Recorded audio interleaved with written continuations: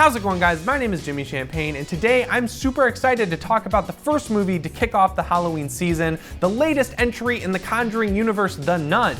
But before we get into the video, I'd really appreciate it if you subscribed and hit the bell button so you never miss an upload. So for those of you who don't know, The Nun is a spin-off of The Conjuring 2, and it focuses on the main antagonist of that movie, a demon called Valak who takes the form of a nun, and she's played by none other than the amazing Bonnie Aarons. It's directed by Corin Hardy, and if you've never heard of him, he directed the 2015 film The Hollow, and that is an awesome movie if you haven't seen it. But the reason that's worth bringing up is because Corin Hardy is a very visual director, and he's good at bringing his nightmares to life on screen through a healthy dose of prosthetics and a little bit of CGI. Bloody Disgusting actually sent me to Bucharest, Romania last summer to check out the set for this movie, and while I was there, Corin Hardy showed me his sketchbook where he had a bunch of different designs for this movie that he came up with, and I honestly think he was a great choice for this movie because he's such a visual guy. The first big question I had about The Nun when it was announced was when it's going to take place in the Conjuring universe, but thankfully Warner Brothers released a pretty cool featurette that shows us everything. The Conjuring 2 takes place the latest in 1977, and it's followed by The Conjuring in 1971. After that, it's the weakest entry in the franchise, Annabelle, which takes place in 1970,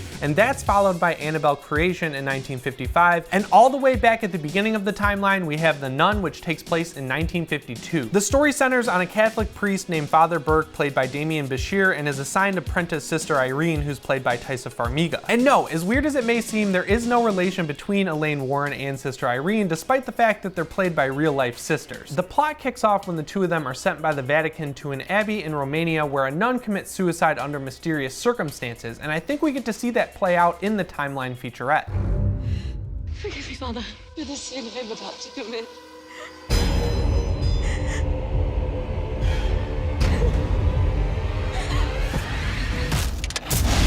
I think one of the biggest things you need to know walking into The Nun is that it's going to have a bigger sense of scale than the other Conjuring movies. I got to sit down with Gary Doberman, the film's writer, when I was on set for The Nun, and he wrote stuff like Annabelle Creation, he rewrote It Chapter 1, he's writing It Chapter 2, and he's going to direct Annabelle 3 next year. Anyway, you should check out the whole interview over on Bloody Disgusting, but something he told me was that two of the big inspirations for The Nun are Castlevania, the incredible video game series, and also Raiders of the Lost Ark, the first Indiana Jones film.